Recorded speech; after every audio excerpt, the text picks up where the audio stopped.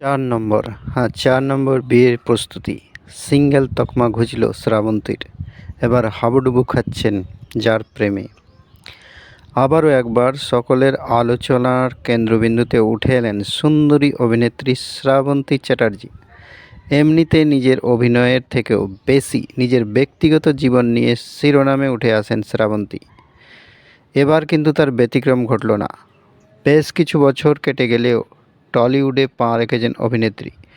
নিজের রূপের হোক বা অভিনয় দক্ষতা সকলকে ঘায়েল করে রেখেছেন শ্রাবন্তী। কেউ বলবে না তার একজন লায়ক ছেলে অবধি রয়েছে।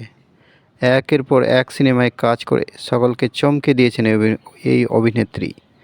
দেব, জিৎ, অঙ্কুশ থেকে শুরু করে কার না সঙ্গে অভিনয় করেছেন তিনি। তার ঝুলিতে রয়েছে গয়নার বাক্সের মতো আরও বেশ কিছু অফবিট সিনেমা। যদিও অভিনেত্রীর প্রেম ভাগ্য বা বিয়ে ভাগ্য যে খুব একটা ভালো না, তা অভিনেত্রীর অনুরাগীরা হাড়ে হাড়ে টের পেয়ে গিয়েছেন। একের পর এক বিয়ে ভেঙেছে অভিনেত্রীর।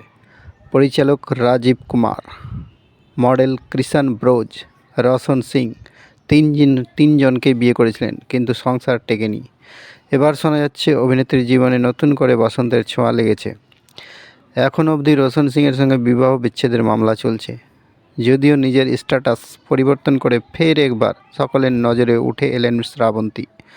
সোশ্যাল মিডিয়ায় রিলেশনশিপ স্ট্যাটাস নাকি পরিবর্তন করে ফেলেছেন অভিনেত্রী। স্বাভাবিকভাবেই প্রশ্ন উঠছে, ফের কার প্রেমে পড়লেন অভিনেত্রী?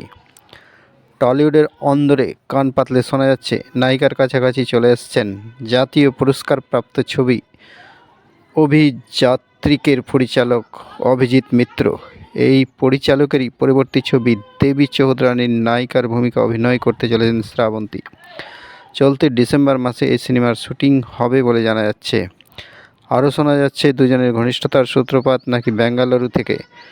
সেখানে একটি চলচ্চিত্র উৎসবে দুজনে গিয়েছিলেন এবং দুজনের মধ্যে গল্পগুজব করে একে অপরকে চেনার কাজ হয়ে যায়।